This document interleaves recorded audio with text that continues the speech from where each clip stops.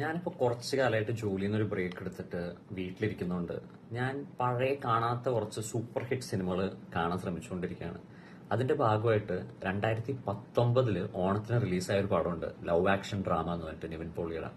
ആ പടം ഒട്ടുമിക്ക മലയാളി ഓഡിയൻസസും ആ കൊല്ലം തന്നെ കണ്ടു തീർത്തിട്ടുണ്ടാവും. ഞാൻ കുറെ കാലം എനിക്കങ്ങനെ ഭയങ്കര എക്സ്പെക്ടേഷൻ തോന്നിയില്ല പടം ട്രെയിലർ കണ്ടപ്പോഴും. പിന്നെ ധ്യാൻ ശ്രീനിവാസൻ ഡയറക്ട് ചെയ്ത പടമായതുകൊണ്ടും നിവിൻ പോളിയുടെ ഒരു നല്ല സമയമൊന്നും അല്ലാത്തതുകൊണ്ട് ഞാൻ അന്ന് ആ പടം സ്കിപ്പ് ചെയ്തതാണ്. പിന്നെ ഈ അടുത്ത് ഇങ്ങനെ പഴയ പടങ്ങളൊക്കെ ഇരുന്ന് നോക്കിയതിന്റെ കൂട്ടത്തിൽ ജിയോ ഹോട്ട്സ്റ്റാറിൽ ഈ പടം കണ്ടപ്പോൾ ഞാനൊന്ന് ഇട്ട് കണ്ടു. എന്ന് പറഞ്ഞു കഴിഞ്ഞാൽ എനിക്ക് മിനിമം 4-5 സിറ്റിംഗ് ഞാൻ പടം കണ്ടു തീർക്കണം എന്ന് നമ്മൾ മനസ്സിരുത്തി അങ്ങനെ 5 പ്രാവശ്യം ഫുഡ് കഴിക്കാൻ നേരത്ത് ഞാനിങ്ങനെ കുറച്ച് കുറച്ചായിട്ട് കാണും.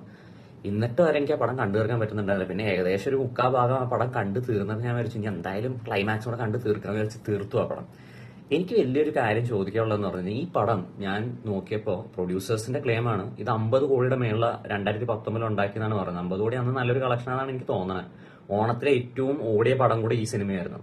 അപ്പൊ ഞാനിങ്ങനെ ആലോചിച്ചു, ദൈവമേ, ഈ പടം ഒരു കഥയില്ലാത്ത പടം എന്ന് പറഞ്ഞു കഴിഞ്ഞാൽ ഒരു രീതിയിലും ആ പടത്തിന് സ്ക്രിപ്റ്റ് ഇല്ല. ഇപ്പൊ ആ പടത്തിന്റെ കഥ എന്താണെന്ന് ഞാൻ നിങ്ങളുടെ അടുത്ത് പറയാൻ ശ്രമിച്ചു കഴിഞ്ഞു കഴിഞ്ഞാൽ, നിവിൻ പോളി ഒരു കാശുള്ള വീട്ടിലെ പയ്യൻ, നയൻതാര ലുക്കുള്ള ചെന്നൈയിൽ ജീവിക്കുന്ന ഒരു പെൺകുട്ടി. ഇവരിങ്ങനെ ഇടയ്ക്കിടയ്ക്ക് പാച്ചപ്പ് ചെയ്യും, ഇടയ്ക്കിടയ്ക്ക് ബ്രേക്കപ്പ് ചെയ്യും, ഇടയ്ക്കിടയ്ക്ക് പാച്ചപ്പ് ചെയ്യും, ഇടയ്ക്കിടയ്ക്ക് ബ്രേക്കപ്പ് ചെയ്യും. ഇവർക്ക് എന്താണ് അങ്ങോട്ടും ഇങ്ങോട്ടും ഇഷ്ടമുള്ള കാര്യം പോലും നമുക്ക് മനസ്സിലായി. Why are they in love? What do they see in each other? I mean, Nayanthara definitely good looking ആണ്. നിവിൻ പോളി ഈ പടത്തിനകത്ത് ഒരു ഭയങ്കര വൃത്തിയായിട്ടൊരു ക്യാരക്ടറാണ്. വൃത്തിയായിട്ട ക്യാരക്ടറിനെ ഫുൾ ടൈം വെള്ളമടിക്കുക, അലമുണ്ടാക്കുക, ഒരു വിവരവും ഇല്ല, വർത്താനം പറയുന്നതിന് ഒരു രീതിയും ഇല്ല, അങ്ങനത്തെ ഒരു മനുഷ്യനാണ്. എന്നിട്ടും Nayanthara is going behind him.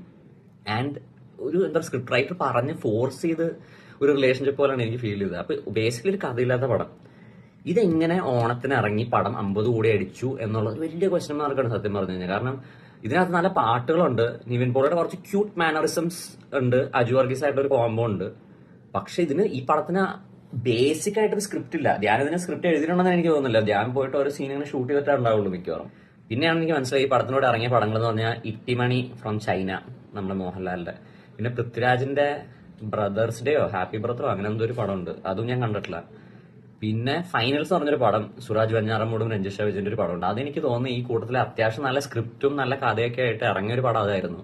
പക്ഷെ അതാരും കണ്ടിട്ടില്ല, ഞാൻ കേട്ടിട്ട് പോലും ഉണ്ടായിരുന്നില്ല. ഞാൻ ആക്ച്വലി ഈ പടം കണ്ട് ഈ പടം എങ്ങനെ ഹിറ്റായി എന്ന് അറിയാനുള്ള റിസർച്ചിന്റെ ഭാഗമായിട്ട് നോക്കിയപ്പോഴാണ് ഈ ഫൈനൽസ് പറഞ്ഞ പടം ഞാൻ കണ്ടത്.